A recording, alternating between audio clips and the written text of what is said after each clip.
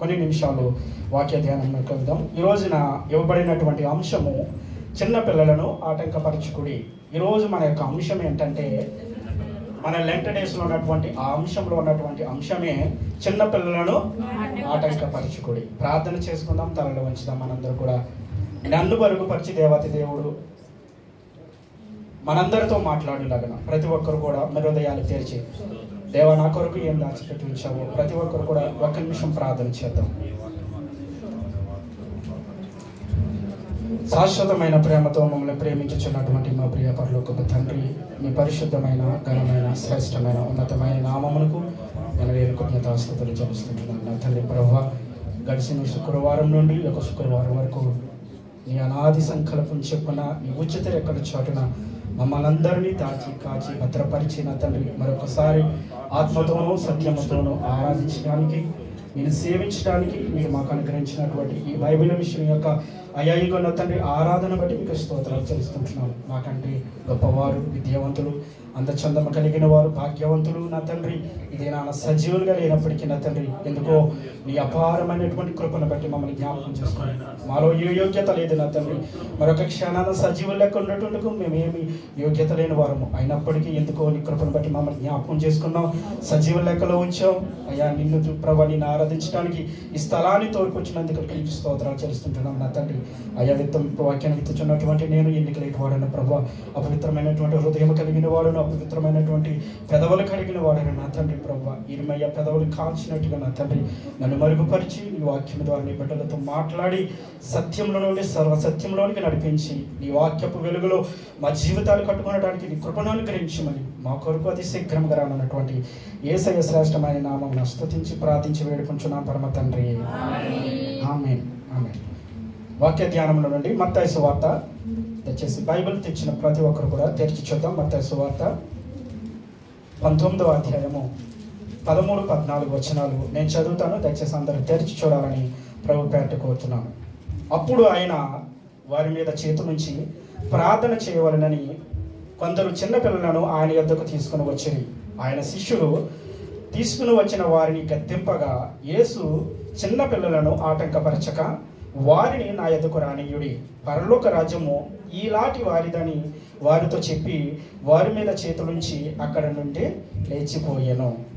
అప్పుడు ఆయన వారి మీద ఎప్పుడు అని అంటే ఆయన గలిలయ నుండి ప్రారంభ వచనంలో మనం చూస్తే 19వ అధ్యాయం 1వ వచనంలో చూస్తే ఆయన గలిలయ నుండి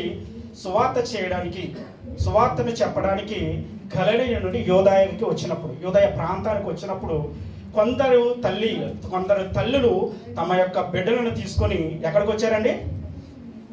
మాట్లాడాలి. యేసు ప్రభు వారి యొద్దకు వచ్చారు. వచ్చి వారి యొక్క ఉద్దేశం ఏంటంటే ఆయన వారి మీద చేతులుంచి ప్రార్థన చేయాలి. ఎవరు? యేసుక్రీస్తు ప్రభు వారు తన బిడ్డల మీద చేతులుంచి ప్రార్థన చేయాలని కొంతమంది తల్లులు బిడ్డలను తీసుకుని వచ్చినట్టుగా మనం చూస్తుంటాం. తీసుకొచ్చిన తర్వాత వారిని ఎవరిని ఆటంకపరుస్తున్నారండి? శిష్యులు వారిని ఆటంకపరుస్తున్నారు. ఇక్కడ ఆగుదాం. అసలు యేసు యొద్దకు ఎందుకు తీసుకురావాలి? యేసు యొద్దకు వారి పిల్లలు ఎందుకు తీసుకురావాలి? ఆ యొక్క దినాలలో పరిసయ్యులు, శాస్త్రులు, అనేక మంది సద్దుకాయులు యేసుక్రీస్తు యొక్క బోధను ధృవీకరించేవారిగా అనేకమైనటువంటి ఆ 19వ అధ్యాయంలో మన పారాగ్రాఫ్లో ఫస్ట్ చూసినప్పుడు అనేకమైనటువంటి క్వశ్చన్స్ వేసి ఆయన ఇరకాటంలో పెట్టాలని, ఆయన ఇబ్బంది పెట్టాలని, ఆయన ఇరకాటంలో పెట్టి మేము ఏదో గెలిచామని సంబరపడిపోవాలనే ఉద్దేశంతో అనేక మంది చూస్తుంటే అదేమి పట్టించుకోకుండా కొంతమంది తల్లిలు ఎవరిని తీసుకొచ్చారంటే తమ పిల్లల్ని తీసుకొచ్చారంట. ఆయన ఒక మాట అంటున్నాడు, నా యొద్దకు వచ్చేవారు నేను అంత మాత్రము ఎందుకు తీసుకొచ్చారో తెలుసా? ఆయనే మార్గము, ఆయనే సత్యము, ఆయనే జీవము గనుక అనేక మంది తల్లులు యేసునందు విశ్వాసం ఉంచి యేసు యొద్దకు వారిని తీసుకురావడం జరిగింది. నేటి సమాజంలో చూస్తే అనేక మంది పిల్లలు, చాలా మంది పిల్లలు కూడా సమాజంలో ఈ పోటీ ప్రపంచంలో అనేక రంగాల్లో ముందుకు దూసుకెళ్ళిపోతూ ఉంటున్నారు. అవును కదండి? పోటాపోటీ ఎక్కడ చూసినా తల్లిదండ్రులు ఏమని ఫీల్ అవుతున్నారంటే పక్క విద్యార్థి బాగా చదివితే నా కుమారుడు ఎందుకు చదవలేకపోతున్నాడు, పక్క విద్యార్థి స్పోర్ట్స్లో బాగా రాణిస్తే నా కుమారుడు ఎందుకు స్పోర్ట్స్లో రాణించలేకపోతున్నాడు, పక్క విద్యార్థి లేకపోతే పక్కన ఉన్నటువంటి వారు వాళ్ళతో నా కుమారుడు ఎందుకు పోటీ పడలేకపోతున్నాడు అంటే తలంపుతోనే అనేక మంది నేటి సమాజంలో తల్లులు ఉంటున్నారు, తల్లిదండ్రులు ఉంటుండగా మనం చూస్తుంటున్నాం. చూడండి, ఈ సమాజంలో చాలా అశ్లీలమైనటువంటి, మీరు తెలుసలేదు, జబర్దస్త్ అనే ప్రోగ్రాంలోను లేకపోతే కొన్ని మ్యూజిక్ ప్రోగ్రాంలోను అనేక మంది చిన్న బిడ్డలను చిన్ననాటి నుండే వారికి భయంకరమైనటువంటి డ్యాన్సులు నేర్పించడం, భయంకరమైనటువంటి ఆ డైలాగులు మాటలు నేర్పించడం, ద్వంద్వార్థాలు ఉన్నటువంటి మాటలు నేర్పించడం, భయంకరమైనటువంటి స్థితిగతుల్లోకి ఎవరు నడిపిస్తుంటున్నారు? తల్లిదండ్రులే నడిపిస్తుంటున్నారు. దేవుడు ఒక మాట అంటున్నాడు, ఏమన్నాడు తెలుసా? బాలుడు నడవలసిన త్రోవను వాడికి నేర్పాలంటే, బాలుడు నడవలసిన త్రోవను వాడికి నేర్పాలంటే మొట్టమొదటిగా తల్లిదండ్రులు నేర్చుకోవాలి. 2 రెళ్ళు 4 అని నాకు తెలియకపోతే నా బిడ్డకి 2 రెళ్ళు 4 అని నేను ఎలాగ చెప్పగలను? దేవుని యందు భయభక్తులు కలిగి ఉంట క్షేమము అని నేను నా ప్రవర్తన ద్వారా, నా మాటల ద్వారా నా బిడ్డలకి నేను చెప్పకపోతే వారు ఏ విధంగా నడుచుకోగలుగుతారు? ఈరోజు సమాజంలో జరుగుతున్నటువంటి ప్రక్రియ ఏంటంటే, సమాజంలో ఉన్నతమైన స్థితికి వెళ్ళిపోవాలి, అందరికంటే గొప్పవారిగా కనపడాలి, సమాజంలో నా కుమారుడు నా కుమార్తెలు గుర్తింపు పొందుకోవాలనే ఉద్దేశంతోనే చెడు నడవడికి వెళ్ళిపోయినటువంటి స్థితిలో పిల్లలు మనం చూస్తుంటున్నాం. కానీ లోకంలో ఉన్న వారి గురించి నేను మాట్లాడతలేదు, కానీ సంఘములకు వచ్చి సంఘములు అడ్డుకట్టబడుతూ అనేకమైన సంవత్సరాలుగా సంఘములో విశ్వాసంగా కొనసాగుతున్నటువంటి మన బిడ్డలు ఏ విధంగా ఉన్నారు ఆలోచన చేద్దాం. అక్కడ ఉన్నటువంటి స్త్రీలు ఆమె యొక్క బిడ్డలను తీసుకొని యేసు ప్రభులు వారి చేత ప్రార్థన చేయించుకోవాలని తీసుకొని వచ్చారంట. ఈ రోజున మన బిడ్డలు దేవుని సన్నిధికి వెళ్తున్నారండి? దేవుని సన్నిధికి వెళ్తున్నారా మన బిడ్డలు? అంటే మనం ఇక్కడ ఉన్నాం, పొట్ట పోషణార్థం, కుటుంబ పోషణార్థం మనం ఇక్కడ ఉన్నాము. అయితే మన ప్రార్థన మన చేస్తున్నటువంటి ప్రార్థన వాళ్ళకి ఎంత కంచిగా కాపాడుతుందా? యోబు చేసినటువంటి ప్రార్థన అంటే తన కుమారులకి ఎలా ఉందంటే తెలుసండి, కంచిలా ఉందండి. మన ప్రార్థన కంచిలాగా ఉంటుందా మన పిల్లలకి? అసలు మనం ప్రార్థన చేస్తున్నామా? చాలాసార్లు మనం చేసే ప్రార్థన ఏంటో తెలుసండి, భోజనం చేసినప్పుడు ప్రార్థన చేస్తాం, ఇచ్చావు ప్రభువా తింటున్నాను, స్తోత్రం ఆత్రం అంటే తినేస్తున్నాను. రెండవదిగా పడుకునే బెడ్కి వెళ్ళి ముందు ప్రార్థన చేస్తాం, ఏమన్నా తెలుసా? ప్రభువా పడుకుంటున్నాను, నీ దేవదూతలు కావాలి ఉంచాలి. మన ఎవడో చంపేసినట్టుగా, మన మీదకి ఎవడో వచ్చేసినట్టుగా దేవదూతలు కావాలి వచ్చినట్టు. ఒక దేవదూత ఎంతమందిని చంపుతుందో తెలుసండి? 180,000 మందిని చంపుతుంది. ఇంత 180,000 మంది నీ మీదకి పోరాటానికి వచ్చేస్తున్నారా? మనం చేసే ప్రార్థన అదే. పడుకునే ముందు ఏం చేస్తామో తెలుసా? ప్రభువానే పడుకుంటున్నాను, ఈ రాత్రి అంతా నా చుట్టూ నీ దేవదూతలు, ఒక్క దూత కాదండి, దేవదూతలు అందరూ కావాలంటారు మనకి. మన ప్రార్థన అలా ఉంటుంది. కానీ పిల్లల కొరకు మనం ఎంత కష్టపడినా ఏమి చేసినా ఎవరి కోసమేనండి? బిడ్డల కోసమే. బిడ్డల కోసం. ఒక బిడ్డను దేవుడు మనకి ఇచ్చాడంటే, కుమారుని యెహోవా అనుగ్రహించు స్వాస్థ్యము గర్భఫలము ఆయన ఇచ్చు బహుమానం. ఒక స్వాస్థ్యాన్ని ఎలాగిచ్చాడండి? గర్భఫలము ఆయన ఇచ్చు బహుమానంగా మనకి ఇచ్చాడంట. ఎవడ మనం అనుకుంటే పిల్లలు పుట్టరండి, అవునా కదా? చాలా మంది పిల్లలు లేని వారు గుడుల చుట్టూ అనేక ప్రదర్శనలు చేస్తూ పిల్లలు లేక అనేక మంది నోములు నోచిన వారు, అన్యులు అనేక మందిని మనం చూస్తున్నాం. మన క్రైస్తవ సమాజంలో కూడా అనేక మంది ఉపవాసాలు ఉండి బిడ్డలు కావాలి ప్రభువా నాకు బిడ్డలను దయచేయమని ప్రార్థన చేసే వారు చాలా మంది ఉన్నారు. అయితే దేవుడు మనకు ఒక బిడ్డని ఇచ్చాడంటే ఎందుకు ఇస్తున్నాడో తెలుసండి? నీ మీద బాధ్యత కలిగి. ఆ బాధ్యత ఏంటో తెలుసా? ఒక బహుమానాన్ని, ఒక స్వాస్థ్యాన్ని, ఆయన అనుకున్నటువంటి సాధ్యాన్ని నీకు బహుమానంగా ఇస్తున్నప్పుడు దాన్ని తిరిగి దానికి అప్పచెప్పవలసినటువంటి బాధ్యత మనకుంది. మనం దేవుడి సన్నిధికి వస్తుంటాం, అనేక మాటలు వింటుంటాం, అనేక పాటలు పాడుతుంటాం. అదే నడవడిక మన పిల్లలకు మనం చెప్పగలుగుతుంటున్నాం. మన పిల్లలకి బాగా చదువుకోకపోతే ఒక మంచి ట్యూషన్ టీచర్ని పెట్టగలుగుతాం. బాగా స్పోర్ట్స్లో ఆడకపోతే ఒక స్పోర్ట్స్కి సంబంధించినటువంటి పర్సనల్ ట్రైనర్ని మనం పెట్టుకుంటాం. లేకపోతే కొన్ని రంగాలలో, కొన్ని ప్రాంతాలలో, లేకపోతే ట్యూషన్ విషయంలో కాబట్టి, స్పోర్ట్స్ విషయంలో కావచ్చు, ఏ విషయంలోనైనా ఒక రంగంలో తప్పుకుపోతుంటే ఆ రంగంలో ప్రావీణ్యత కలిగిన వారి ట్యూషన్లోకి మనం తీసుకెళ్ళి పెడుతుంటాం. అయితే దేవుని దగ్గరికి వచ్చినప్పటికీ మనం ఎంతవరకు దేవుని సన్నిధిలో బిడ్డలు నడిపించగలుగుతుంటాం? బిడ్డలు నడిపించవలసినటువంటి బాధ్యత మన మీద ఉన్నదన్న విషయాన్ని తల్లిదండ్రులు మర్చిపోతున్నారు ఈ రోజు. వాళ్ళ ఆడికి బతుకుతాడులే, ఆడికాడు చదువుకుంటాడులే, మనకెందుకులే. టయానికి స్కూల్కి పంపించే తల్లి టయానికి సండే స్కూల్కి పంపించట్లేదండి ఈ రోజులు క్రైస్తవ బిడ్డలు. టయానికి ఎక్కడికి పంపించాలో అక్కడికి పంపించే స్త్రీలు, తల్లిదండ్రులు టయానికి దేవుని సన్నిధికి తీసుకురాలేకపోతున్నారు. వాళ్ళు ఏం చేస్తారో తెలుసండి, వారి బిడ్డలను కూడా పెట్టుకున్నారంటే. చాలా మంది బిడ్డలు తీసుకొస్తారు దేవుని సన్నిధికి, వాళ్ళు అలాగే వదిలేస్తారండి. తల్లిదండ్రులు పెట్టారంటారు, పిల్లలు బయటకు వెళ్ళిపోతారు. దేవుడు అంటున్నాడు యేసుక్రీస్తు ప్రభు వారికి వాళ్ళ తల్లిదండ్రులే, వాళ్ళ తల్లులే ఎక్కడికి తీసుకొచ్చారండి? యేసు ప్రభు వారి తీసుకురావాలని ఆశపడుతుంటారు. రేపొద్దున మనతో పాటు మన బిడ్డలు మన పక్కన కూర్చుని దేవుని వాక్యాన్ని వినేవారు ఉంటున్నారు. సమాజం పాడైపోతున్నప్పుడు, నీ బిడ్డతో పాటు పక్కన అన్యులు పెరుగుతున్నప్పుడు నీ బిడ్డకి అన్యుడి బిడ్డకి డిఫరెన్స్ కనపడాలి. అది కదా సమాజంలో మనం మేలుకొల్పి దేవుని సన్నిధికి తీసుకురావాలి.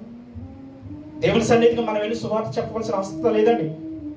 మన ప్రవర్తన ద్వారా, మన మాటల ద్వారా, మన నడవడిక ద్వారా అనేక మందిని దేవుని సన్నిధికి నడిపించగలుగుతాం. ఒక అన్యుడిగా పిల్లలు సమాజంలో ఇష్టం వచ్చినట్టు మాట్లాడుతుంటే, ఇష్టం వచ్చినట్టు బూతులు తిడుతుంటే, ఇష్టం వచ్చినట్టు వారి యొక్క స్థితిగతులు మార్చుకుంటుంటే, త్రాగుడికి బానిస వారి ఇష్టానుసారంగా ఉంటే, నీ కుమారుడు అలాగ లేకుండా ఒక బాధ్యత కలిగి చదువు విషయంలోను, కుటుంబ విషయంలో, అనేక విషయాల్లో, దేవుని యొక్క పని విషయంలో బాధ్యత కలిగి ఉన్నప్పుడు సమాజం అతని గురించి శభాష్ అంటుందా, లేకపోతే లోకంలో ఉన్నవాడు శభాష్ అంటుందండి?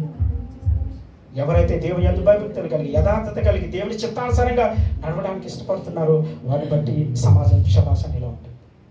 కాబట్టి ఈ రోజున మన బిడ్డలు ఎంతవరకు దేవుని సన్నిధిలో నడిపించడానికి ఇష్టపడుతుంటారు, ఎంతవరకు దేవుని సన్నిధికి నడిపించేవారిగా ఉంటున్నాం. చరిత్రలో చూస్తే సరైన మార్గంలో నడిపించని తల్లిదండ్రులు చాలా మంది ఉన్నారు. సరైన మార్గంలో చరిత్రలో చూస్తే, బైబిల్లో చూస్తే దేవుని యొక్క సరైన మార్గంలో నడిపించలేనటువంటి బిడ్డలు మనం చూస్తుంటాం. ఎవరో తెలుసా అండి? మొట్టమొదట తల్లి అయినటువంటి అవ్వ, ఆదాము. బిడ్డలను సరైన మార్గంలో పెంచలేకపోయింది. అందుకనే మొట్టమొదటిగా భూమి మీద సాధారణమైనటువంటి మరణం కలగవలసినటువంటి మొట్టమొదటి మరణమే ఎలా ప్రారంభమైందండి? హత్యతో ప్రారంభమైంది. ఏదోను తోటలో వాళ్ళు పాపం చేసి నెట్టివేయబడిపోయిన తర్వాత దేవునితో సాంగత్యం కలిగినటువంటి తల్లిదండ్రులు, మన ఆదిమ తల్లిదండ్రులు దేవునితో సాంగత్యము, ప్రతిరోజు దేవునితో సాంగత్యం చేశారు, దేవునితో నడవడిక కలిగి నడిచారు, దేవుడు చెప్పిన ప్రతి మాట విన్నారు. అయితే దేవుడి దగ్గర నుండి తొలగిపోయిన తర్వాత దేవుని కొరకు బ్రతకాలనే విషయాన్ని బిడ్డలతో చెప్పలేకపోయారు. ఒకసారి లేఖన భాగంలో చూద్దాం. ఆదికాండము 4:7 నీవు సత్క్రియ చేసిన ఎడల తలనెత్తుకొనవా, సత్క్రియ చేయని ఎడల వాకిట పాపము పొంచి ఉండును, నీ ఎడల దానికి వాంఛ కలుగును, నీవు దానిని ఏలుదువనను. దేవుడు అంటున్నాడు, నీ తమ్ముడు వేడి అని అడిగినప్పుడు నేమో నాకు తెలీదు, నా తమ్ముడిని నువ్వు కాపలిగా పెట్టావని అడుగుతుంటాడు. ఎవరండి? కయ్యోను. హేబేలును చంపేసిన తర్వాత పాపాన్ని ఒప్పుకోవలసినటువంటి ఈ కయ్యోను దేవునికే క్వశ్చన్స్ వేస్తుంటున్నాడు. అయితే దేవుడు ఏమంటున్నాడు తెలుసా? సత్క్రియ చేసిన ఎడల తలనెత్తుకొనవా, సత్క్రియ చేయని ఎడల వాకిట పాపము. వాకిట అంటే వాకిట,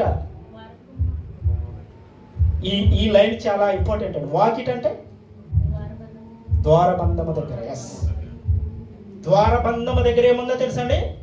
పాపము ఉంది. ఆ అనాది కాలంలోనే దేవుడు చెప్పినటువంటి మాట ఏంటో తెలుసా? నువ్వు వాకిట దగ్గర ఏముంది? పాపము ఉంది. పాపము పొంచి ఉండును, నీ ఎడల దానికి వాంఛ కలుగును, నీవు దానిని. పాపం అవకాశం ఇచ్చామనుకోండి, అది మనల్ని ఏలుతుంది. వాకిట అది నిలబడిందంట. ఎవరి వాకిట? ప్రతి ఒక్కరి వాకిట ఏమి నిలబడిందండి? పాపము నిలబడింది. దాన్ని తప్పించుకుని నువ్వు దేవుని సన్నిధిలోకి వచ్చావు. దాని గుండంలో పడిపోకుండా నీ బిడ్డలు కాపాడవలసినటువంటి బాధ్యత తల్లిదండ్రులది. వాకిట పాపము పొంచి ఉన్నదంట. అదే వాకిటి దగ్గర దేవుడు ఒక మాట అంటున్నాడు, ఇదిగో నేను తలుపుని యొద్ద తట్టుచున్నాను, ఎవడైనా నా స్వరం తలుపు తీసిన ఎడల వస్తానంటున్నాడు. ఇప్పుడు వాకిటి దగ్గర పాపము ఉంది, దేవుడు ఉన్నాడు. దేవుడు మనకి చాయిస్ ఇచ్చాడండి. చాలా మంది అంటున్నటువంటి మాట ఏంటంటే, దేవుడే పాపం చేయకుండా మనందరినీ కంట్రోల్ చేయొచ్చు కదా. అప్పుడు దేవుడు ఎవడండి? దేవుడే మన పాపం చేసే విషయంలో కంట్రోల్ చేస్తే ఆయన దేవుడు ఎవడు? స్వేచ్ఛనిచ్చినట్టు ఎలాగవుతుంది? దేవుడు మనకు స్వేచ్ఛనిచ్చాడు. ఎందుకో తెలుసా? మంచి చెడులు ఏ విధంగా ఉంటాయో నీ కళ్ళెదుటే పెట్టాడు. మరణము జీవం కూడా నీ ఎదుటే పెట్టాడు. ఏది కావాలో మనం ఎన్నుకోవాలి. కయ్యోనికి హేబేలుకి చెప్పలేకపోయారు. హేబేలు దేవుని యొక్క చిత్తాన్ని ఎరిగాడు అవమాదాలు చెప్పిన తర్వాత. కానీ కయ్యేను ఏం చేశాడో తెలుసా? సరైన మార్గంలో నడవలేకపోయాడు. తల్లిదండ్రులు చెప్పినప్పటికీ కూడా, తల్లిదండ్రులు కూడా సరైన మార్గంలో నడిపించి ఉంటే ఒకవేళ ఆ స్థితిలోకి వెళ్ళకపోయాడు. ఒకవేళ చెప్పినప్పుడు కూడా బేఖాతరు చేశాడేమో. కాబట్టి మన బిడ్డలు మనం చెప్పినప్పుడు సరైనగా దాన్ని స్పందిస్తున్నారో లేదని పరిశీలించవలసినటువంటి బాధ్యత మనదే. పిల్లలు ఎప్పుడు కూడా మనం చెప్పిన మాట వినకపోయినా కానీ మనం ఏం చేస్తున్నారో మన ప్రవర్తన బిడ్డలు చూస్తుంది. మనం వెళ్ళి కొండలు కడుగుతున్నాం అనుకోండి, మన పిల్లలు కూడా వచ్చి కొండలు కడగడానికి చూస్తాం. మనం వెళ్ళి త్రాగడానికి వెళ్ళామనుకోండి, మన పిల్లలు కూడా నీ పిల్లల ద్వారా త్రాగుడు రప్పించుకుంటే, నీ పిల్లల ద్వారా సిగరెట్లు రప్పించుకుంటే, నీ పిల్లల ద్వారా గుట్టకాలు రప్పించుకుంటే, రేపొద్దున వాళ్ళు గుట్టకాలు వేసుకోరండి, రేపొద్దున్న తాగుడికి బానిస అవరండి. మనం ఏదైతే ప్రవర్తిస్తుంటున్నామో బిడ్డలు మనం చెప్పింది వినకపోయినా కానీ మన ప్రవర్తన బట్టి వాళ్ళు అనుసరించేవారుగా కనపడుతుంటున్నారు. ఇక్కడ అవమాదములు చూసాము. తర్వాత చూస్తే ఏలీ కుమారు. మొదటి సమూయేలు గ్రంథం 2వ అధ్యాయము 13వ వచనం నుంచి రాబడి ఉంటుంది. ఏలీ కుమారు యాజకత్వంలో ఉన్నటువంటి యాజకులు చేయించి వచ్చిన పని ఏమనగా ఎవడైనా బలి పశువును చదువు మాంసం ఉడుకుచుండగా యాజకుని వారు 3 ముండ్లు గల కొంకిని తీసుకుని వచ్చి వరుసలో గాని గోనెలో గాని కుండలో గాని వచ్చినప్పుడు బయటకు వచ్చినదంతయు యాజకుడు తన 2:12 చదవమ్మా. ఏలీ కుమారులు యెహోవాను ఎరుగని వారై మిక్కిలి దుర్మార్గులై ఉండిరి. ఎలా ఉన్నారండి? ఏలీ ఎవరండి? యాజకుడు కుమారులు యాజకత్వంలోకి రావాలా, భ్రష్టత్వంలోకి వెళ్ళాలా? యాజకత్వంలోకి రావాలి. ఎవరిని చూసి రావాలి? తన తండ్రిని నేర్పించినటువంటి నడవడికను చూసి, తన తండ్రి చేసినటువంటి ఆ యొక్క పరిచర్యను చూసి. కానీ ఏలీ కుమారులు ఎలా ఉన్నారో తెలుసండి? దుర్మార్గులైపోరండి. భయంకరమైనటువంటి స్త్రీలను పాడు చేయడం దేవుని సన్నిధికి వచ్చిన వారు, దేవుని సన్నిధికి తీసుకొచ్చినటువంటి అర్పణలు ఉడికి ఉడకను తీసుకొని తినేయడు. దేవునికి అసహ్యమైనటువంటి కార్యాలు చేయడు. దేవుడు తన తండ్రిని ఏర్పరచుకుని ఇశ్రాయేలుకు సేవకులుగా ఉంచారన్న విషయాన్ని కూడా వాళ్ళు ఏం చేశారో తెలుసా? విడిచిపెట్టేశారు. ఈ రోజున ఏలీ కుమారులు మాత్రమే కాదండి, ఈ రోజున చాలా సంఘాలలో ఎందుకంటే చాలా మంది దైవ సేవకులు బాగానే ఉంటున్నారు, వారి కుమార్తెలు చూస్తే భయంకరమైనటువంటి స్థితిగతులకు వెళ్ళిపోయినట్టుగా మనం చూస్తుంటాం. చాలా మంది దైవ సేవకులు కుమార్తెలు కూడా త్రోవ తప్పి తండ్రి నడిపిస్తున్నటువంటి నడవడిలోకి బోధనలోకి రాకుండా వారి ఇష్టానుసారంగా వారి మార్గంలోకి వెళ్ళిపోతారు. దానికి కారణం ఏంటో తెలుసా? పిల్లలకు భయంకరమైనటువంటి స్వేచ్ఛనిచ్చాడు. వారిని దేవుని సన్నిధిలో నిల్చోబెట్టి ప్రార్థన చేయించకపోవడం. ఇశ్రాయేలుకు దేవుడు ఆజ్ఞానిస్తే ఏమన్నా తెలుసా? నీ పిల్లవాడు కూర్చున్నప్పుడు లేచినప్పుడు ఎలా ఉండాలో తెలుసా? నుదుటే బాసికము వల్లే ఉండాలంటే. బాసికం ఎవరికి కడతారు తెలుసా అండి? పెళ్లి కుమారుడు కడతారు. అంటే నువ్వెప్పుడు చూసినా ఇతడు పెళ్లి కుమారుడు అని ఎలాగ గుర్తు చేస్తుందో, ఎప్పుడైతే మన యొక్క ప్రవర్తన ద్వారా చూస్తున్నప్పుడు సమాజం కూడా ఇతడు దేవునికి చెందిన వ్యక్తి, ఇతను దేవునికి చెందిన కుమార్తె, ఇతను దేవునికి సంబంధించిన వ్యక్తి అని కనపడాలి. అన్యులకు నువ్వు కనపడాలి. ఎలాగో తెలుసా? నేను మిమ్మల్ని ఏర్పరచుకున్నానని ఇశ్రాయేలుకి గుర్తుగా అది పెట్టాడండి. నీ కుమారుడు లేచినప్పుడు, కూర్చున్నప్పుడు, పండుకున్నప్పుడు ధర్మశాస్త్రాన్ని పిల్లలకి ఏం చేయాలి? బోధించాలి. బోధించకపోతే వాళ్ళు ఏం చేస్తారో తెలుసా? త్రోవ తప్పిపోతారు. ఫినెహాసు వలె త్రోవ తప్పిపోయి భయంకరమైన విచ్చలవిడిగా వెళ్ళిపోయి వారు అడుగుతున్నారు. ఈ రోజు ప్రశ్న, మన బిడ్డలు ఎలా ఉన్నారు ఈ రోజున? యోదాయలో ఉన్నటువంటి తల్లులు యేసుక్రీస్తు ప్రభు వద్దకు వారి పిల్లలను తీసుకొచ్చారంట. మన పిల్లల పరిస్థితి ఏంటి? మన పిల్లల యొక్క క్షేమాధారం కోసం మనం ఏం చేయగలుగుతున్నాం? వస్తున్నారా మన పిల్లలు దేవుని సన్నిధికి? దేవుని పాటలు పాడుతున్నారా? దేవుని పరిచయం చేస్తుంటున్నారా? దేవుని కొరకు ఒక కుర్చీ వేయగలుగుతున్నారా? దేవుని కొరకు మన సౌండ్ సిస్టమ్ ఎత్తగలుగుతున్నారా? దేవుని కొరకు దేవుని యొక్క సన్నిధిలో చాపలు వేయగలుగుతున్నారా? సన్నిధి తొడవగలుగుతున్నారా? అవసరమైతే దేవుని కొరకు బాత్రూమ్ కూడా కడగలండి. దేవుని పరిచర్య అది నేర్పించాలి మన పిల్లలకి. అది నేర్పించలేని రోజున మన పిల్లల్ని దేవుని సన్నిధిలో ఉండి కూడా మన వ్యర్థమే. దేవుడు మనకిచ్చింది కుమారులు కుమార్తెలు ఎందుకో తెలుసా? వారిని సరైన మార్గంలో నడిపించడం కొరకు. ఆదాము అవ్వ కూడా కయ్యను సరైన మార్గంలో నడిపించలేకపోయారు. ఏలీ కూడా తన కుమారులు సరైన మార్గంలో నడిపించలేకపోయారు. దావీదుకి తనకి ఇష్టమైనటువంటి కుమారుడు ఎవరో తెలుసండి? అబ్షాలోము. మొట్టమొదటి పుట్టినటువంటి కుమారుడు అబ్షాలోము కూడా త్రోవ తప్పిపోయాడు. ఇలా చరిత్రలు ఎన్నో ఎంతమందో దేవుడు చేసినటువంటి క్రియలు, తన తల్లిదండ్రుల ద్వారా చేసినటువంటి క్రియలు కూడా వారు మర్చిపోయి త్రోవ తప్పిపోయినటువంటి వారిగా చరిత్ర మనకి చెప్తుంది. ఈ లేఖన భాగాన్ని దేవుడు మనకి ఎందుకు ఇచ్చాడో తెలుసా? దృష్టాంతముగా ఉండటానికి. ఎందుకో తెలుసా? ఎవరైతే తప్పులు చేశారో, ఎవరైతే పాపంలో పడిపోయారో, ఎవరైతే దేవుని ధృవీకరించి నరకానికి వెళ్ళిపోయారో, నీవు నేను కూడా అలా ఉండకూడదని దేవుడు మన ఈ లేఖన గ్రంథాన్ని మనకు అనుగ్రహించాడు. హిజ్కియా ఎంతో భక్తిపరుడు అండి, చాలా భక్తిపరుడు. అయితే ఒక చిన్న తప్పిదం చేశాను. బబులోని దేశం నుండి వచ్చినటువంటి వారికి ఏది చూపించకూడదు మొత్తమన్నీ చూపించి ఒక చిన్న తప్పిదం చేసిన తర్వాత దేవుడు చెప్పాడు, నువ్వు ఏదైతే చూపించావో, ఏదైతే చేయకూడదో అది నువ్వు చేసావు కనుక నీ తరం వారు అనేక మంది బబులోనికి సామ్రాజ్యాన్ని కొనుక్కోబడతారని దేవుడు చెప్పాడు. అయితే హిజ్కియా తర్వాత వచ్చినటువంటి తన కుమారుడు ఎవరండి? హిజ్కియా కుమారుడు మనష్షే చాలా భయంకరమైనటువంటి స్థితి చేసినట్టుగా మనం చూస్తాం. ఈ కొన నుండి ఆ కొన వరకు కూడా నిరపరాధుల యొక్క రక్తాన్ని ఒరికించాడండి. హిజ్కియా మంచి భక్తిపరుడే. హిజ్కియా ప్రార్థన చేసినప్పుడు దేవుడు విన్నాడా లేదండి? హిజ్కియా ఏమైనా ప్రార్థన చేశాడో తెలుసండి? ప్రభువా, నీ ఎదుట నేను యథార్థంగా ఏ విధంగా నడుచుకున్నానో కృపతో జ్ఞాపకం చేసుకో. ఏమంటున్నాడు? కృపతో జ్ఞాపకం చేసుకో. నువ్వు ఆయన చేసినటువంటి కార్యాలన్నిటిని కూడా దేవుని ఒకసారి రిమైండ్ చేసుకోమని అడుగుతున్నాడు. ఎంత గొప్ప ప్రార్థన తెలుసండి? ఈ రోజు మనం చేసినటువంటి కార్యాలు బట్టి ప్రభువా, నీ ఎదుట నేను ఎలాగ యథార్థంగా నడుచుకున్నానో కృపతో జ్ఞాపకం చేసుకొని ఆయన ప్రార్థన చేసే క్యాపబిలిటీ మనకు ఉందండి? అయ్యా, నీ కొరకు నేను నీ సన్నిధిని పరిచర్య చేశాను. నీ కొరకు అనేక ఆత్మల కొరకు రాత్రనక పగలనక కష్టపడ్డాను, ప్రార్థించాను, మోకాళ్ళు ఉంచాను. అనేక మంది కొరకు నా శ్రమను, నా ధనాన్ని, నా యొక్క కష్టాన్ని నీ కొరకు ఖర్చు పెట్టాను. ఒక్కసారి నేను చేసినటువంటి పరిచర్యను ఒక్కసారి జ్ఞాపకం చేసుకోమని ప్రార్థన చేసుకోగల క్యాపబిలిటీ మనకుందా? దేవుని సన్నిధికి ఏదో వస్తున్నాం, వెళ్ళిపోతున్నాం. మన యొక్క ప్రవర్తన ద్వారా అనేక మంది మారాలండి. అనేక మందికి మనం ఫోన్ చేసుకున్నప్పుడు అనేక మందితో అనేక విధాలుగా మాట్లాడతాం. దేవుని వాక్యం ఇప్పుడు మాట్లాడుకోమండి.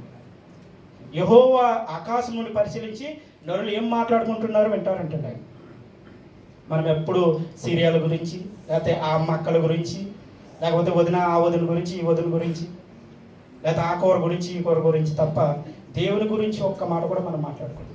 అమ్మా, నీ బిడ్డలు ఎలాగున్నారా? నీ బిడ్డలు దేవుని సన్నిధికి వెళ్తున్నారా? దేవుని ఎందుకు భయభక్తులు కలిగి ఉన్నారా అని మాట్లాడగలుగుతున్నామా? దేవుడు మనకి ఇచ్చినటువంటి బహుమానాన్ని దేవుని కొరకు పెంచాలి. వారిని ఆటంకపరుచుతున్నారంట శిష్యులు. అయితే వారిని తీసుకొచ్చిన విధానం చాలా గొప్పది. వారు తల్లులు బిడ్డలు ఎక్కడికి తీసుకొస్తున్నారు? దేవుని సన్నిధికి తీసుకొస్తుంటున్నారు. కాబట్టి దేవుడు ఈరోజు మనతో మాట్లాడుతున్నటువంటి మాట ఏంటో తెలుసా? అలనాడు యూదయలో ఉన్నటువంటి స్త్రీలు, తల్లులు ఆడబిడ్డలను ఎక్కడికి తీసుకొచ్చారు? యేసునాథకి తీసుకొచ్చారు. నువ్వు కూడా యేసునాథకి తీసుకురాగలుగుతున్నావా అనేదే ప్రశ్న ఈరోజు. దేవుడు నాకు 2012లో వివాహం అయిన తర్వాత దగ్గరగా 3 ప్రెగ్నెన్సీలు పోయినాయండి మా భార్యకి. అయితే దేవుని దగ్గర ప్రార్థించాం. తర్వాత గర్భాశయంలో చిన్న ప్రాబ్లం ఉందని చెప్పిన తర్వాత ఎండోస్కోపీ, లాప్రోస్కోపీ ఆపరేషన్ చేయించిన తర్వాత దేవుడు మమ్మల్ని జ్ఞాపకం చేసుకున్నాడు. కరోనా టైంలో ఈ దేశంలోకి తీసుకొచ్చిన తర్వాత ఒక దైవ సేవకుడు వాగ్దానం చేస్తున్నాడు, ఒక 3 నెలల్లో మీకు గర్భఫలం దేవుడు దయచేయబోతున్నాడు. దేవుడు అట్టి రీతిగానే గర్భఫలం దయచేశాడు. దేవుడు ఒక చక్కటి కుమార్తెను అనుగ్రహించాడు. అయితే ఆ పాప ఎంతమందిలో ఉన్నా కానీ వెళ్ళి దేవుని పాటలు మాట్లాడడానికి, దేవుని పాటలు పాడడానికి గొప్ప ధైర్యాన్ని ఆ బిడ్డకు అనుగ్రహించి ఈ రోజున ఫోన్ చేసి అడిగితే ఆత్మఫలాలు ఏంటి అని అడిగితే గడగడ గొక్క తీరుకుపోకుండా ఆత్మఫలాలు చెప్తుంది. 5 సంవత్సరాలు ఇప్పుడు దేవుడి సన్నిధిలో పెంచడానికి దేవుడు కృపను అనుగ్రహించుంటున్నాడు. చిన్నప్పటి నుండే బాలు నడవలసిన త్రోవను వాడికి నేర్పాలంట. మొక్క ఇవ్వగానేదే ప్రాణం నిండుతుందా. మన బిడ్డలు ఎంతవరకు దేవునిలో పెంచగలుగుతుంటున్నాం? దేవునికి విధేయులుగా పెంచగలుగుతుంటున్నామా? ఏదో మన భక్తి మనకు సరిపోదులే, మన పిల్లలు ఎందుకులే అనుకుంటున్నామా? కానీ దేవుడు ఎవరిని అడుగుతాడో తెలుసండి? తల్లిదండ్రులను అడుగుతాడు. ఇంతకీ పండు తిని పాపం చేసింది ఎవరు? అవ్వమ్మ. ఎవరిని పిలిచాడు? ఆదాముని ఎందుకు పిలవాలి? యజమానుడు కనుక. మొట్టమొదటిగా పిల్లల బాధ్యత దేవుడు తండ్రినే అడుగుతాడు.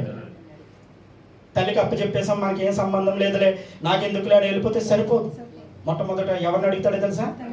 తండ్రిని అడుగుతాడు. అందుకని యెహోషువ అంటారు, మీరు ఎవరిని సేవిస్తారో సేవించండి, నేను నా ఇంటి వారు మీరు ఎవరిని సేవించుకోండి. మీ అన్య దేవతలకు వెళ్తారో బయల్జెబూలుని సేవిస్తారు, ఎవరన్నా సేవించుకోండి, కానీ నేను నా ఇంటి వారు మాత్రమే యెహోవాను. ఎందుకన్నా ఉన్నాడో తెలుసండి? భయంకరమైన దాస్యపు గృహముల నుండి అనేకమైన అద్భుతాలు చేసి, పగలు మేఘస్తంభంగాను రాత్రి అగ్నిస్తంభంగా ఉండి 6 లక్షల మందికి భోజనం పెట్టాలంటే ఎలా పెట్టగలుగుతామండి ఒక్క రోజున? వాళ్ళందరిని కూడా పోషించుకొని వచ్చి పాలు తేలులు ప్రవహించి దేశానికి తీసుకుని వచ్చాడు. అందుకని యెహోషువ అంటున్నాడు, మీరు ఎవరు సేవిస్తారో సేవించండి, నేను నా పిల్లలు మాత్రము, నా ఇంటి వారు మాత్రము యెహోవాను సేవిస్తారు. కాబట్టి ఈ రోజున దేవుడు మనకిచ్చినటువంటి అంశము, చిన్న పిల్లలను ఆటంకపరచొద్దు. ఆటంకపరిచేవారు అనేక మంది ఉంటారు, కానీ దేవుని సన్నిధిలోకి నడిపించగలుగుతున్నామా లేదనేది ప్రశ్న. నడిపించగలుగుతున్నామా? సరైన మార్గంలో నడిపించినటువంటి 2 తల్లిదండ్రులను చూసి మనం ముందుకెళ్తాం. ఒక తల్లి ఉందండి, పిల్లలు లేరని చాలా ఏడ్చింది దేవుడి దగ్గర. మనకు వాక్యం బాగా తెలుసు. హల్లెలూయా, దేవుని స్తోత్రం. హన్న దేవుని దగ్గర చాలా మొరపెట్టింది, నాకు ఒక్క కుమారుని ప్రభువా, నాకు ఒక్క కుమారుని చాలు. వాడిని ఏమంటే పుట్టగా ఒక కుమారుడు పుడితే తల్లి అంత ఆనందపడిపోయి ఎంత మురిసిపోతుందండి, పక్కన పెట్టుకొని మురిసిపోతుంది. అయితే అన్న ఏం చేసిందో తెలుసా? నాకంటే దేవుడే ముఖ్యం అనుకుంది. ఏలీ తర్వాత తన కుమారులు ఉండవలసినటువంటి ప్లేస్లోకి సమూయేలు వచ్చేసాడు. హల్లెలూయా. సమూయేలు నిజంగా ఏలీ దగ్గర ఎలా పెరిగాడో తెలుసండి. దేవుడు ప్రతి క్షణము సమూయేలుని కాపాడుకుంటా తన వాగ్దానాన్ని ఇస్తూ ఇశ్రాయేలు ప్రజలకు ఏం చేయాలో తన ద్వారా తన చిత్తాన్ని నెరవేరుస్తూ ఒక మంచి బాలుడిగా సమూయేలు దగ్గర ఏలీ దగ్గర సమూయేలు పెరగటం మనం చూస్తుంటాం. నోవాహు కుమారులండి. నోవాహు కుమారులు కూడా దేవుడు చెప్పాడు, వాడని కట్టు, 120 సంవత్సరాల తర్వాత ఎప్పుడు చూడనటువంటి ఒక వింతని నేను అంతవరకు భూమి మీద వర్షం అనేది కురవలేదు. అంతవరకు భూమి మీద వర్షం అనేది కురలేదు. ఆకాశ తూములు విప్పుతాను నేను, వీళ్ళందరూ కూడా జలప్రలయం ద్వారా నశింపజేస్తాను అన్నప్పుడు నోవాహుకి ఇచ్చినటువంటి వాగ్దానం ద్వారా నోవాహు ఏవైతే చెప్పాడో తన 3 కుమారులు కూడా ఏం చేశారో తెలుసండి? 120 సంవత్సరాలు కూడా తన తండ్రితో పాటు కష్టపడ్డారు. అది దేవుని పరిచర్య. దేవుడు చెప్పాడు 120 సంవత్సరాలను వాడని కట్టాలని. ప్రతిరోజు కూడా తన తండ్రితో వారు 3 పనిచేసినట్టుగా లేఖనంలో మనం చూస్తుంటాం.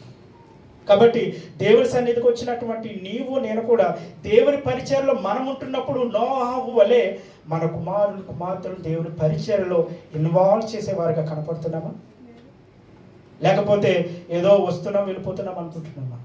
మనకిచ్చినటువంటి బిడ్డలను దేవుని కొరకు పెంచాలి. మనకిచ్చినటువంటి బిడ్డలను దేవుని యొక్క తలాంతులు ఏవైతే ఉన్నాయో దాన్ని ఇంప్లిమెంట్ చేయడానికి ప్రయత్నం చేయాలి. మీ పిల్లలకి కీబోర్డ్ ప్లే చేయాలనే తలాంతు ఉందా? దాన్ని ఇంక ఇంప్లిమెంట్ చేయడానికి చూడాలి. లేకపోతే పాటలు పాడే యోగ్యత దేవుడు ఇచ్చాడా? దాన్ని ఇంక ఇంప్లిమెంట్ చేయడానికి చూడాలి.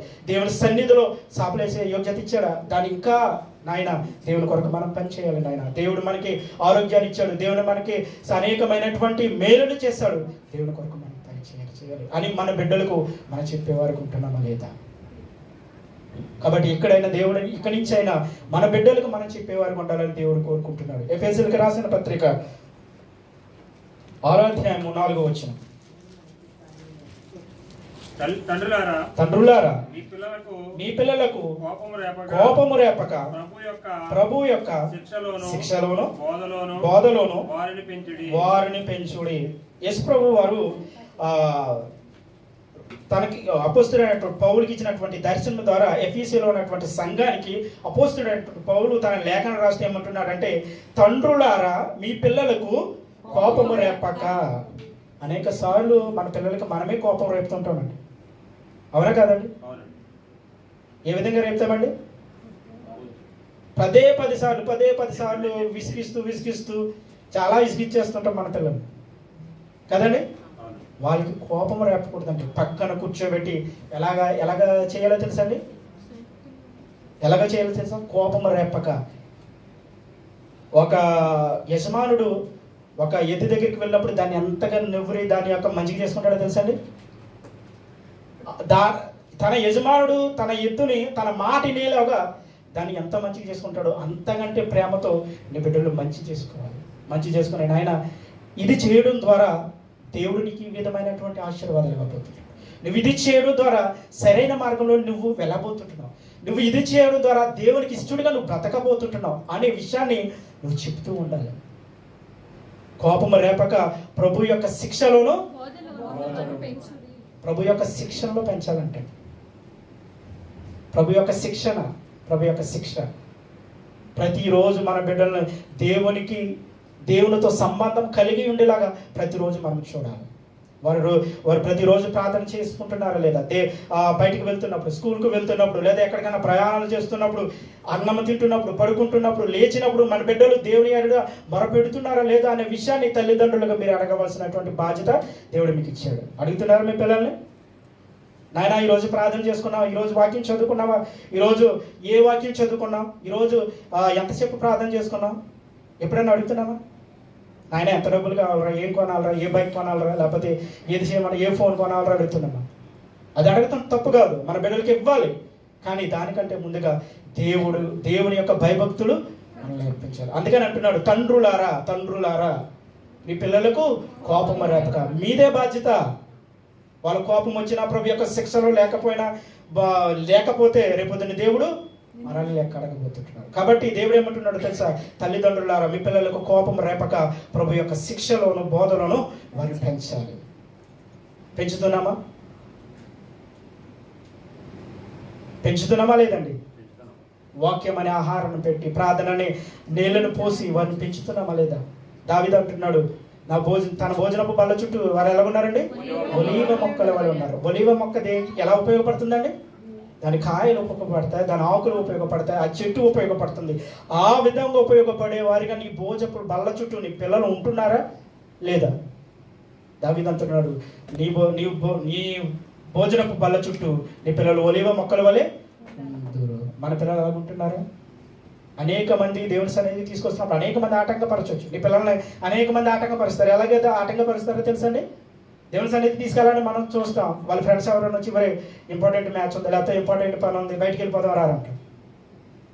వాటన్నిటిని కూడా అధిగమించి నీ కుమారుడు దేవుని సన్నిధికి రాగలిగితే ప్రభు యొక్క శిక్షలోను బోధలోను నువ్వు పెంచుతున్నట్టు లెక్క. 52 వారాల్లో ఏ వారము కూడా మిస్ అవ్వకుండా నీ కుమారుడు దేవుని సన్నిధికి వస్తే ప్రభు యొక్క శిక్షలోను బోధలోను ఉన్నాడని లెక్క.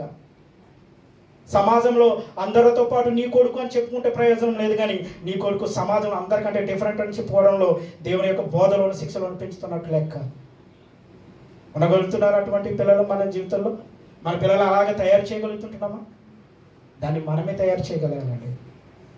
మన అనేకమైనటువంటి వాటిని కొనుక్కోవడం నిమిత్తం, అనేకమైనటువంటి సంపాదించుకోవడం కోసం, అనేకమైన వాటిని మనం దాన్ని దక్కించుకోవడం ఎంతో కష్టపడుతుంది. మనం ఒక బంగారం కొనుక్కోవాలనుకోండి, ఒక స్థలాన్ని కొనుక్కోవాలనుకోండి, ఒక ఇల్లు కట్టుకోవాలనుకోండి, ఎంత కష్టపడతామండి. మరి దేవుని విషయంలో, నీ పిల్లల విషయంలో ఏది నీ కష్టం? దేవుడు అడగబోతుంటున్నాడు. ఇవన్నీ వదిలేయడండి దేవుడు. ప్రతిదీ కూడా లెక్క అడుగుతాడు దేవుడు. కాబట్టి పిల్లల ఆటంకపరిచే వారి నుండి రక్షించగలిగినటువంటి బాధ్యత తల్లిదండ్రులుగా ఉన్నది. కాబట్టి దేవుడు అడుగుతుంటున్నాడు, మీ పిల్లలకు కోపం రేపక ప్రభు యొక్క శిక్షలోను బోధలోను పెంచాలని కోరుతున్నాడు. కాబట్టి బైబిల్ మిషన్కి వస్తున్నటువంటి తల్లిదండ్రులుగా మన యొక్క బిడ్డల బాధ్యత మన మీద ఉందని లోకంలో వారిని ఆటంకపరిచేవారు చాలా మంది ఉన్నారు. శిష్యుల వల్లే దేవుడి సన్నిధికి రాకుండా ఆటంకపరిచేవారు చాలా మంది ఉన్నారు. కానీ దేవుడేమో యేసుక్రీస్తు ప్రభువు వారు ఏమంటున్నారు తెలుసా? వారిని ఆటంకపరచొద్దు, పరలోక రాజ్యము అటువంటి వారు. పరలోక రాజ్యం వాటిదని ఎందుకు అన్నాడో తెలుసా? వారికి ద్వేషాలు తెలియదు, లేకపోతే కోపాలు తెలియదు, కక్షలు తెలియదు, మితములు తెలియదు, ఏమీ తెలియదు. వారిద్దరు కొట్టుకున్నారు, రేపటి రోజు మరుసటి రోజు వారు ఏకమైపోతారు. కానీ ఆ విధంగా మనం ఉండలేకపోతున్నాం దేవుడి సన్నిధికి వచ్చి. చాలా మంది కూడా ఒక వ్యక్తితో కోపం వస్తే చాలు సంవత్సరాల తరబడి మనం వారితో మాట్లాడము. లైఫ్ చాలా చిన్నదండి, జీవితం చాలా చిన్నది. దేవుడు ఇచ్చినటువంటి జీవితం ఎప్పుడు ముగుస్తుందో తెలియదు. దేవుని రాకడ మన పోకడ ఎప్పుడో తెలియదు. కాబట్టి ఇంకా ఎవరితో మనకు సమాధానం లేకపోతే దేవుడి సమయంలో తెలియజేస్తున్నటువంటి ఏంటో తెలుసా? సమాధానం పడాలి. నీ బిడ్డలు ఆటంకపరిచిన వారు అనేక మంది ఉండొచ్చు, కానీ నీ బిడ్డని దేవుని సన్నిధికి నడిపించేవారుగా మనం ఉండాలనుకుంటున్నాం. తలలో ఉంచుదాం, ప్రార్థన చేద్దాం. దేవుడు మనకి ఇచ్చినటువంటి వాక్యాన్ని బట్టి, దేవుడు మనతో మాట్లాడినటువంటి మాటలను బట్టి ప్రార్థన చేద్దాం. ప్రభువా, ఇంతవరకు నా బిడ్డను సరైన మార్గంలో నడిపించలేకపోయినా అనేక మంది లోకంలో సాతాను అనేక మంది ద్వారా నా బిడ్డలు ఆటంకపరుస్తుంటే వాళ్ళు అక్కడే ఆగిపోతుంటున్నారు. ప్రభువా, అయ్యా దయతో నా తండ్రి నువ్వు పిలుస్తున్నావు. ఇదే సమయము, ఇదే తరుణము రమ్మని పిలుస్తుంటున్నావు తండ్రి. సర్వజనులారా ఆలకించుడి, సామంతులేమి సామాన్యులేమి అందరు కూడా నా యొక్కకు వచ్చి చెవి యొగ్గుడి అని వాక్యం సెలవిచ్చినట్టుగా ప్రతి ఒక్కరిని ఆయన పిలుస్తుంటున్నాడు. ఇదిగో నేను తలుపు యొద్ద నిలుచుని తట్టుచున్నాను అని ఆయన అంటున్నాడు. కాబట్టి నీ బిడ్డలు ఎక్కడ ఉంటున్నారు? ఈ సమయంలో లోకములు ఉంటున్నారా, దేవుని సన్నిధులు ఉంటున్నారా? వారిని ఆటంకపరిచే వారు పరచని, కానీ నీ ప్రార్థన వారికి ధూపం వలె నీ బిడ్డలను దేవుడి సన్నిధికి నడిపించేవారుగా ఉంటుందా లేదో ఒకసారి పరీక్ష చేసుకుందాం, ప్రార్థన చేద్దాం. శాశ్వతమైన ప్రేమతో మమ్మల్ని ప్రేమించుచున్నటువంటి మా ప్రియ పరలోకపు తండ్రి, పరిశుద్ధమైన నామమునకు స్తోత్రాలు ప్రభువా. అయ్యా ఇదిగో నా తండ్రి ప్రభువా, అలనాడు నా తండ్రి యోదయ ప్రాంతంలో నా తండ్రి కొంతమంది తల్లిలు నా తండ్రి ఈ యొద్దకు బిడ్డలు తీసుకొచ్చినప్పుడు నా తండ్రి ఇలాంటి వారిది పరలోక రాజ్యం అన్నావు నా ప్రభువా. చిన్న బిడ్డలు అంటే మనస్తత్వం మేము కలిగి మా బిడ్డల కొరకు ప్రతి దినము ప్రార్థించేవారుగా, ప్రతి దినము నీ బిడ్డలు ఆ బిడ్డలు నా తండ్రి వాక్యపు వెలుగులో నడిపించేవారు ఉండటానికి బిడ్డ సహాయం చేయండి నా తండ్రి. మా బిడ్డలు నా తండ్రి ఇండియాలో ఉంటుండగా నా తండ్రి ప్రభా, వారు చేసిన ప్రయాణాల్లో నా తండ్రి, వారు చేసినట్టు వెళ్తున్నటువంటి ప్రభా తలపెట్టిన ప్రతి పనిలో కూడా నీ కాపుదల దయచేయండి ప్రభా. తల్లిదండ్రులుగా మేము ఉంటున్నాం నా తండ్రి, మా బిడ్డల కాపుదల నీవే నా ప్రభా, నీవే దిక్కు నా తండ్రి, నీవే ఆధారము నా తండ్రి. అలనాడు యోగు ప్రార్థించినప్పుడు తన బిడ్డల యొక్క కంచెను ఏ విధంగా అయితే వేసావో అటు రీతిగా మా బిడ్డల చుట్టూ నీ కంచెను వేయండి. నీ వాక్యపు వెలుగులో వారు వెళ్ళడానికి నా తండ్రి, ప్రతి ఆదివారము మానక నా తండ్రి నీ సన్నిధికి రావడానికి, నీ పరిచర్లో పాల్గొనడానికి, నీ చిత్తాన్ని జరిగించడానికి నా తండ్రి వారి నాయత్తపరచు. వచ్చిన బిడ్డలను జ్ఞాపకం చేసుకోండి ప్రభువా. వెత్తబడినటువంటి వాక్యము నా తండ్రి వారి యొక్క బిడ్డల యొక్క హృదయంలో నా తండ్రి 30 60 100 ఫలింపచేసి అభివృద్ధి పరచమని అయ్యా ఈ సమయాన్ని ఇచ్చినటువంటి మరొకసారి ప్రభు తరుణాన్ని బట్టి కృతజ్ఞతాస్తుతులు చెల్లించుకోండి. ఈ యొక్క పరిచయలు తెలుగు బైబిల్ మిషన్ యొక్క ప్రభు నా తండ్రి మిషన్ మీరు జ్ఞాపకం చేసుకోండి నా తండ్రి ప్రభు. అయ్యా నానాటిగా అభివృద్ధి పరచండి. అనేక మంది నా తండ్రి కోకొల్లలుగా ఈ యొక్క సన్నిధానంలోకి వచ్చి నేను తెలుసుకునే భాగ్యం దయచేయండి ప్రభు. నేను కాపాడు ఉన్నటువంటి కాపాడులు మీరు జ్ఞాపకం చేసుకోండి ప్రభు. వారిని దీవించండి, వారి కుటుంబాన్ని ఆశీర్వదించండి నా తండ్రి. వారు చేయించిన పరిచయం నానాటిగా అభివృద్ధి పరచండి నా తండ్రి ప్రభు. ఏ విధంగా పరిచయం చేయలేవో నీ వాక్యపు వలిలో వారు నడిపించి నీ కృపలో బలపరచమని, పరిశుద్ధాత్మదేవని ఆత్మశక్తితో ప్రతి ఒక్కరిని పెట్టి నింపి నడిపించమని ఘనత మహిమ ప్రభావం నీవు పొందుకొని మా ప్రభువును ప్రియరక్షకుడైన యేసయ్య నామమున స్తుతించి ప్రార్థించి వేడుకొని పొందుకుంటున్నాం పరమ తండ్రి.